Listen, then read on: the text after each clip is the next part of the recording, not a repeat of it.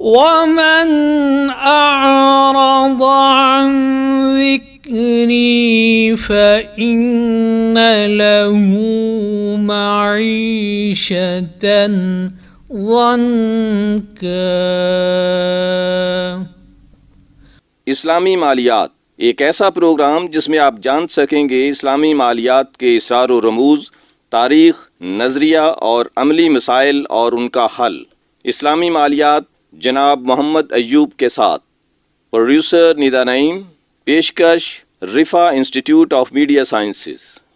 بسم اللہ الرحمن الرحیم، الحمدللہ رب العالمین والصلاۃ والسلام علی رسولہ الکریم۔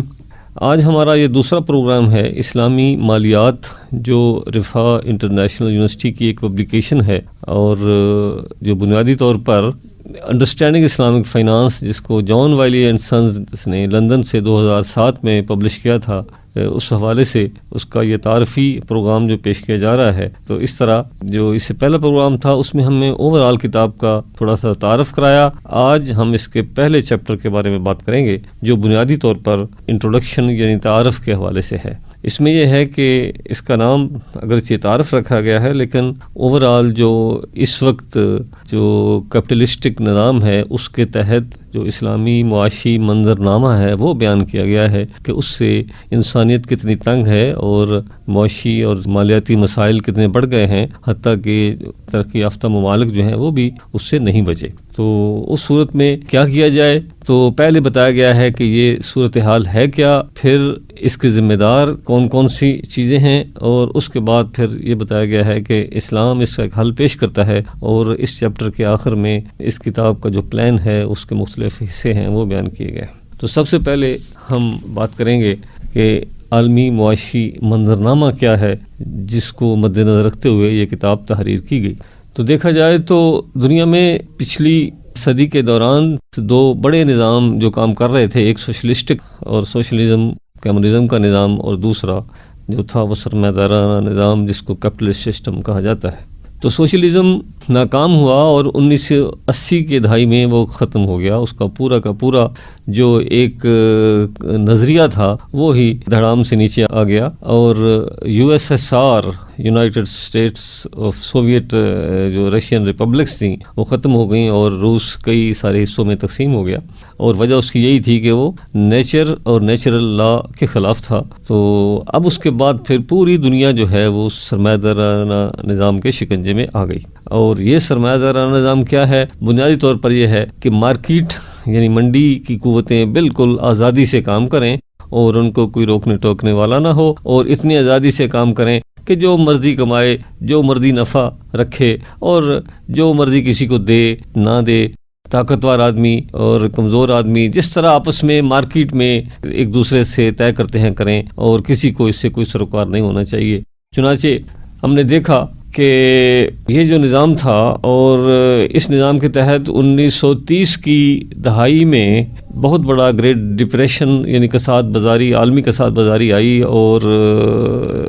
اس کے بعد پھر دو جنگیں ہوئیں، جنگ عظیم اول اور جنگ عظیم دوم، اور جنگ عظیم دوم اسی دور میں پھر جو عالمی مالیاتی ادارے ہیں یعنی IMF اور ورلڈ بینک یہ وجود میں آئے۔ تو اس کے لیے 1944 میں برٹن ووڈ ایک جگہ ہے، وہاں پہ ایک اہم اجلاس ہوا دنیا کی قوتوں کا، 35 ممالک اس دور کے، اور انہوں نے کچھ چیزیں طے کی، اور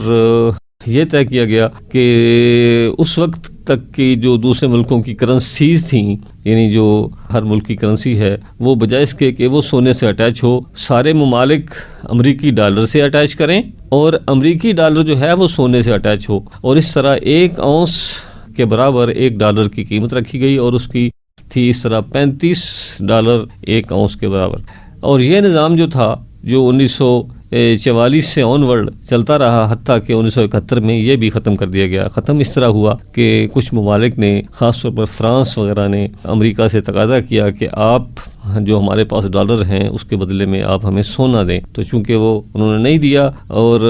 بلکہ امریکہ کے جو صدر ہیں انہوں نے پورے کا پورا نظام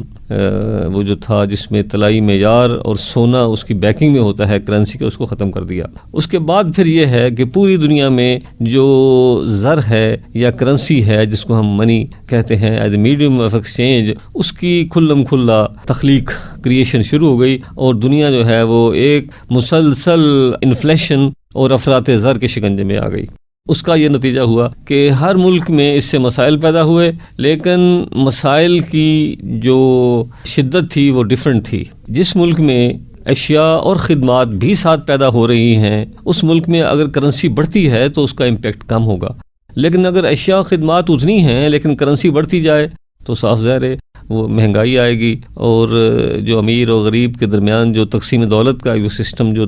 قدرت نے بنایا ہے وہ اس سے متاثر ہوگا. لیکن یہ معاملہ ایسے ممالک کے ساتھ نہیں تھا جن کی کرنسی جو ہے پوری دنیا میں بطور پیمنٹ استعمال ہوتی ہے، اور ان میں سر فہرست امریکہ کا ڈالر ہے. تو اس طرح امریکن ڈالر بطور ریزرو کرنسی یوز ہونے لگا، اور اس کا بینیفٹ یہ ہوا کہ ڈالر کی تخلیق یا ڈالر کی بنیاد پر جتنی وہ فائنانسنگ اپنے آپ کرتے رہے، اس کا امریکہ کو تو بینیفٹ ہوا لیکن پوری دنیا کو اس کا نقصان ہوا. اور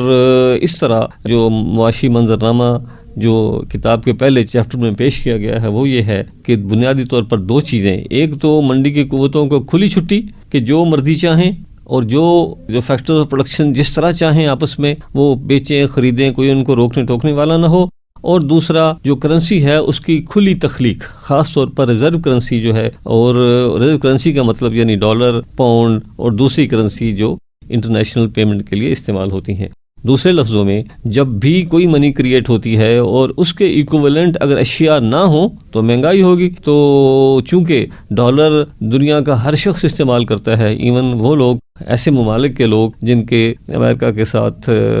کوئی تعلقات نہیں ہیں، ان کے لوگ بھی اگر باہر جاتے ہیں تو وہ ڈالر یوز کرتے ہیں. اکارڈنگلی یہ ہوا کہ ڈالر کی ڈیمانڈ بڑھی، اور جتنا ڈالر جو ہے وہ ایشو ہونے لگا وہ اس کا بینیفٹ بظاہر امریکن نیشن کو تو ہوا لیکن دوسروں کو اس کا نقصان ہوا. لیکن یہ جو بینیفٹ امریکہ کا تھا وہ بھی ریئل بینیفٹ نہیں تھا. وہی ہوا کہ امریکن نیشن جو 1970 کی دہائی تک امیر ترین اور اس لحاظ سے ان کا کوئی قرضہ نہیں تھا، اب دنیا کی مقروض ترین قوم بن چکی ہے. ہر امریکی نے تقریباً $40,000 جو ہے وہ قرضہ دینا ہے. کس کو دینا ہے؟ وہی جو امریکہ کو قرضہ دے رہے ہیں. اب سوال پیدا ہوتا ہے کہ امریکہ کو قرضہ کون دے رہا ہے؟ عام آدمی یہ چیز نہیں جانتا، اس لیے کہ عام آدمی یہی سمجھتا ہے کہ امریکن کو قرضے کی ضرورت نہیں ہے، وہ بہت امیر ہیں، حالانکہ ایسی بات نہیں ہے. ڈالر جو بیسیکلی جس طرح ہمارے ہاں اسٹیٹ بینک ہے پاکستان میں، اس طرح وہاں فیڈرل ریزرو سسٹم ہے جو امریکن گورنمنٹ کو گاہے بگاہے ضرورت کے تحت لیکوڈیٹی یعنی کیش ڈالر دیتا ہے. اور اس کے لیے کیا ہوتا ہے، مختلف تمسکات اور انسٹرومنٹ ایشو کی جاتے ہیں. جس طرح ہمارے ہاں یعنی پاکستان اور دیگر ترقی پذیر ممالک میں گورنمنٹ اپنے تمسکات اور سیکورٹیز فروخت کرتی ہے، اس طرح امریکن گورنمنٹ اپنے تمسکات اور سیکورٹیز فروخت کرتی ہے، اور ان کو خریدنے والے وہ ممالک ہیں جن کے پاس ڈالر سرپلس ہوتے ہیں. وہ آپ سمجھ گئے ہوں گے، جیسے اب چائنا ہے، چائنا کے پاس اس وقت جو ہے $1.15 ٹریلین کے جو فاضل ذخائر ہیں. تو وہ کہاں لگا رہے ہیں؟ وہ وہی یعنی امریکن جو سیکورٹیز خریدتے ہیں. اسی طرح جاپان. تو دنیا میں بے شمار لوگ ایسے ہیں جن کے پاس فاضل سرمایہ ہے، وہ ادارے ہوں، وہ ممالک ہوں، وہ افراد ہوں، وہ حکومت امریکہ کو قرضہ دیتے ہیں، اور اس طرح ان کا ڈالر جو ہے وہ پھیلتا گیا. اور اس کے اثرات یہ ہوئے کہ پھر یعنی پوری دنیا میں ایک انفلیشن جس کو ہم اسٹیگ فلیشن کہتے ہیں کہ ایک طرف انفلیشن ہو رہی ہے، دوسری طرف اسٹیگننٹ صورتحال ہے. لیکن اس کا نقصان یہ ہوا کہ پوری دنیا میں ڈالر کی وجہ سے جہاں مہنگائی اور بے روزگاری اور عدم توازن آیا، وہاں یہ دیکھا گیا کہ پوری دنیا میں بھوک افلاس کو ختم کرنے کے لیے کوئی خاص کوشش جو ہے وہ نہیں ہو سکی. حتیٰ کہ خود ورلڈ بینک کی ایک تحقیق ہے جو کتاب میں یہ کوٹ کیا گیا، وہ کہتے ہیں کہ اگر $40 ارب ٹوٹل خرچ کر دیے جائیں تو دنیا میں بھوک افلاس اور بیماری ختم ہو سکتی ہے. لیکن افسوس یہ ہے کہ جنگوں پہ $1 ٹریلین خرچ کیے جا رہے ہیں، لیکن $40 ارب اس لیے خرچ نہیں کیے جا رہے کہ اس سے ان کو فائدہ نہیں ہوگا، اس سے ایک عام اور ایسے ممالک میں جو غریب ہیں ان کو فائدہ ہوگا جن کا ان سے تعلق نہیں ہے۔ چنانچہ تو پہلا جو چیپٹر ہے اس میں مین چیز یہ بتائی گئی کہ دنیا میں اس وقت جو کچھ ہو رہا ہے اس کے دو پرابلم ہیں، دو اس کی وجوہات ہیں، ایک جو طلب و رسد کی قوتوں کو بے محابہ آزادی دینا، اور دوسرا زر کی تخلیق، خاص طور پر ایسی زر جس کو ہم کہتے ہیں جو پوری دنیا میں پیمنٹ کے طور پر تسلیم کی جاتی ہے، جیسے ڈالر۔ اب اس کے ذمہ دار کون ہیں، کون سے ادارے ہیں، کون سی چیزیں ہیں؟ بنیادی طور پر وہ سود کی بنیاد پر دیے جانے والے قرضہ جات ہیں۔ حکومتیں قرضہ لے رہی ہیں، جیسے ہماری حکومت قرضہ لے رہی ہے، گورنمنٹ آف پاکستان، لوگ قرضے لے رہے ہیں کریڈٹ کارڈ کی بنیاد پر، پرائیویٹ لوگ ہیں، پھر گھروں کے لیے قرضے لیے جا رہے ہیں، بغیر کسی ضرورت واضح کے قرضے لیے جا رہے ہیں، اور سب سے بڑھ کر یہ ہے کہ ایسی حکومتیں جو بظاہر بہت امیر ہیں وہ بھی قرضے لے رہی ہیں، جیسے میں نے بتایا کہ امریکہ اور برطانیہ قرضے لے رہے ہیں۔ تو یہ جو بات تھی قرضہ لینا، یعنی دوسرے لفظوں میں خام خواہ کی بغیر کسی بنیادی بیس کے ایک وسائل کو تخلیق کر دینا، یہ بذات خود اسلام کے اصول کے خلاف ہے۔ تو اس طرح پھر یہ ہوا کہ صورتحال جو ہے بگڑنے لگی، اور بعد میں کچھ یعنی IMF اور ورلڈ بینک کے اداروں کا جو رول تھا اس کی وجہ سے اس میں مزید بگاڑ آیا۔ تو اس پر حتیٰ کہ نہ صرف جو سیریس قسم کے اکانومسٹ اور اس طرح کے لوگ ہیں، بلکہ امریکہ کے جو لوگ ہیں جیسے جان پرکن، جس طرح ہمارے ہاں ڈاکٹر محبوب الحق ہوتا تھا، اس طرح جان پرکنس جو امریکن اکانومسٹ تھا، بہت ہی اہم پالیسی مین تھا، انہوں نے اپنی کتاب confessions of Islamic hit man of economic hit man, انہوں نے لکھا ہے کہ امریکن پالیسی جو ہے بذات خود امریکہ کے لیے جو ہے وہ نقصان دہ ہے۔ چنانچہ اس کتاب کے پہلے چیپٹر میں یہ بتایا گیا کہ یہ جو صورتحال ہے وہ تب حل ہو سکتی ہے، اس کا جو اب کوشش یہ ہونی چاہیے کہ اسلام کے جو اصول ہیں اس کی بنیاد پر جو معاشی یا سماجی نظام ہے اور مالیاتی نظام ہے اس کو استوار کیا جائے۔ اور وہ نظام کیا ہے؟ وہ نظام یہی ہے کہ جو شخص جس چیز کا مالک ہے اس کا رزق بھی اس کا ہے اور ریوارڈ بھی اس کا ہے، اور اسلامی مالکاری اور اسلامی بینکاری جو ہے اسی بات پر ہی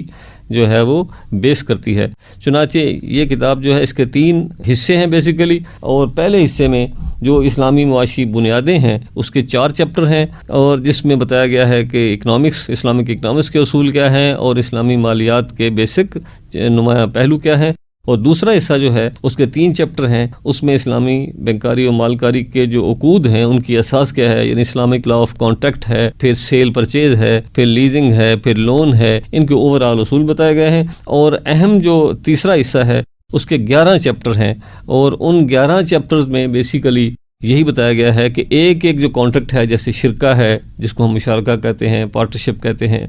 پھر سیل اس کے مختلف چیپٹرز ہیں، یعنی ایک کریڈٹ سیل ہے اور جو اسلامک بینکس کر رہے ہیں، پھر فارورڈ سیل ہے جو اسلامک بینکس سلم کے نام سے کرتے ہیں، اس طرح ایک استثناء ہے، اور اس کے بعد باقی اس طرح سارے جو مختلف